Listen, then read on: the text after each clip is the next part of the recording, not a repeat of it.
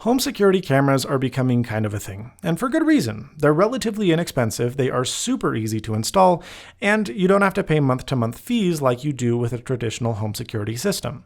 Here at the office at Snazzy Labs, we have a couple different Dropcams from Nest placed around the office, and we've never been in love with them, but they do a good enough job. Now, Withings has a new product that's a direct competitor to Dropcam that is the same price at $199, and I think is much better. It has Ethernet support, which please, every product has to have Ethernet support. And seriously, it's way better than Wi-Fi, especially when you're streaming video.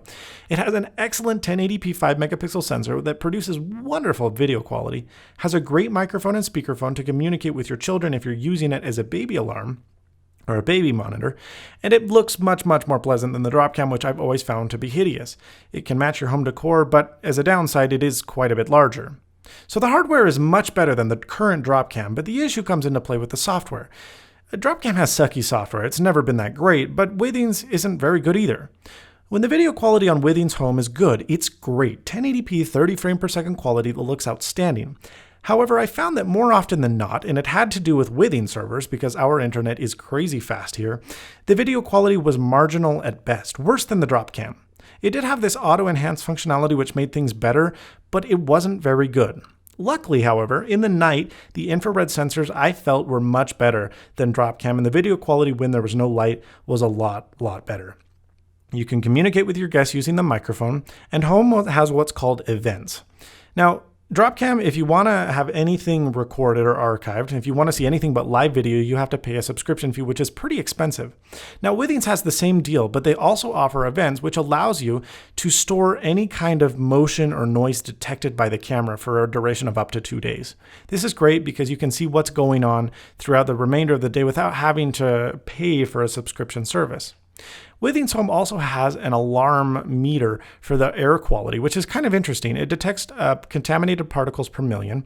Right now mine's at 613, which is good. It's not great, but the problem is while this is cool, I feel like you're just going to freak most people out about the quality of the air in their children's room, and it seems like something that's a little unnecessary.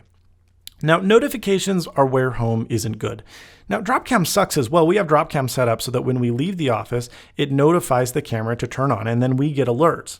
So we don't get alerts while we're here in the office, which is great and something that Home can't do, which is really frustrating.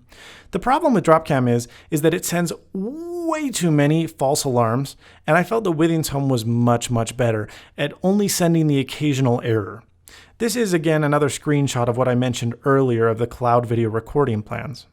There's also a baby monitor functionality, which is actually really useful. It's an expensive baby monitor, but it works. It can play Rockabye Baby, which I guess is decent enough music, and it has a little LED night light, which is pretty cool. You can set it to a rainbow animation or a specific color, which, as you guys can see, looks pretty sweet. The Withings camera is really nice. It's better than the Dropcam in terms of hardware, and the software is almost as good. If you need a home security camera, this is the one you need to get. That said, I think that both Dropcam and Withings Home are lacking enough in the software department that I would say hold off. Don't quite buy them. They're close, but they're not there yet. I'm Quinn of Snazzy Labs. Thank you so much for watching. Please subscribe, rate, comment, and as always, stay snazzy.